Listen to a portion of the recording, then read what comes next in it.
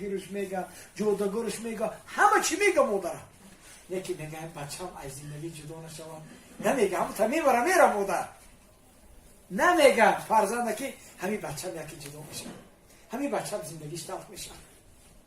نمیگه اوف میگه تمام، اوف میگه تمام. هاوچه چو کردی؟ نه چی بچه‌م همش خوبه. هاوچه همین زنی ما تر به حرمتی کرد یا که فرزندی ما تر به نه بچه‌م نه همون خوبه، نه بچه‌م همین عمر نگاه میکنن. اگه جا نگاه میکنی ایست هم میگذره رنگی کشدم میش میزنه، ایست هم میگذره میش میزنه. با چیکار میکنم مادر؟ همه خوبه بچم، همه خوبه بچم، به خاطر که خونه ویران نشوه. با یکون چی برشه ای بچم کودکات بر، ای بچم کودکات بر، ای بچم مسازم هیچی نداره، خوش بای میگیره، خوش پوره میگیره. بچه مدنی ما دارم همه چی، ما دارم همه چی. بر زن تبر، بر کودکات تبر. برای چی؟ برای که او کشدوم یکی بفهمه بعدی تو رفتن خونه ایره میخوره که تو دبا چی آورد بچه؟ تو دبا بچه چی آورد؟ این بی عقلی کلون بی خبره که پکا با جای ایره خودش میگیره یا از بین میرن باید نوبتی یا میشن و کردگی تا میبینی چند قم خشتامن تا احترام کردی انا مورا میبینی کما تدینو تدانو. الله در سوره اسراء میگه که این احسنتم احسنتم لانفسکم و این اسأتم فلها. ای بنده چی نیکی کردی برای فایده خودت کردی، هر بدی کردی بر زیان خودت کردی.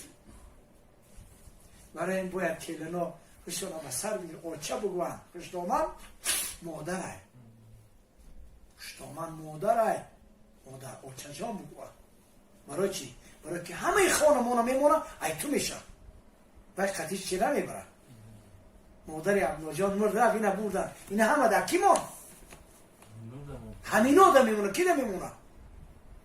ما شما همه که خدمت نمیکنن در خانه. برای چی؟ برای همین آدم ما زندگی خوب کنن.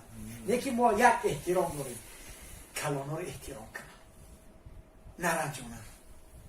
اگر کدام کلونی خوشدامن رنجونه برکت نمی‌یابد، برکتش الله میگیرد. باید خیانت نکند.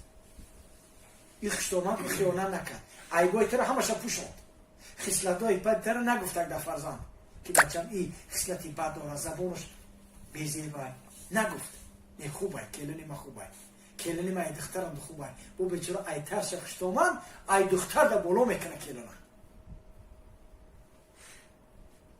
با حتی دختراش آمدن چی میگن؟ میگه دختر جان بسیار نگیست برای خونت برام. خب برای که میدونه که پرابلم میشه این غرغر میکنه، این غرغر میکنه.